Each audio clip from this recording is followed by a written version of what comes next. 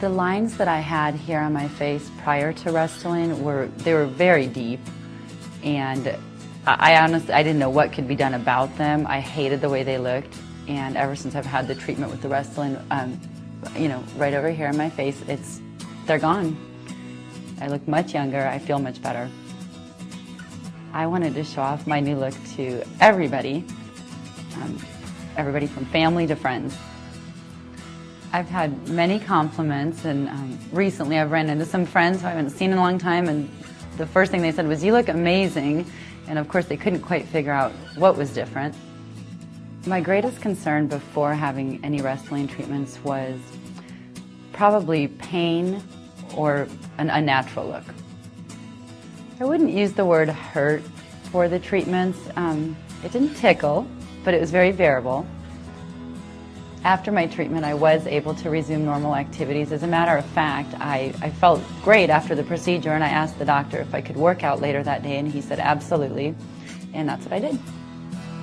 I think people do respond very favorably to me. I've got an overall youthful sort of demeanor and attitude now that maybe I didn't have before, so overall just a lot of confidence, and I attribute a lot of that to the Restylane treatments. Important safety considerations of Restylane. Restylane restores volume and fullness to the skin to correct moderate to severe facial wrinkles and folds, such as the lines from your nose to the corners of your mouth, nasolabial folds. After your treatment, you might have some swelling, redness, pain, bruising, and tenderness. This will normally last less than 7 days, although rare, red, or swollen small bumps may occur. If you have had facial cold sores before, an injection can cause another outbreak. In rare circumstances, the doctor may inject into a blood vessel, which can damage the skin. To avoid bruising and bleeding, you should not use Restylane if you have recently used drugs that thin your blood or prevent clotting.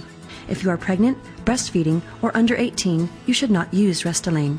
Restylane should not be used by people with previous bad allergies, particularly to certain microorganisms known as gram-positive bacteria, or by people with previous bad allergies to drugs that have required in-hospital treatment. Restylane should not be injected anywhere except the skin or just under the skin. The use of Restylane at the site of skin sores, pimples, rashes, hives, cysts, or infection should be postponed until healing is complete. Use of Restylane in these instances could delay healing or make your skin problems worse.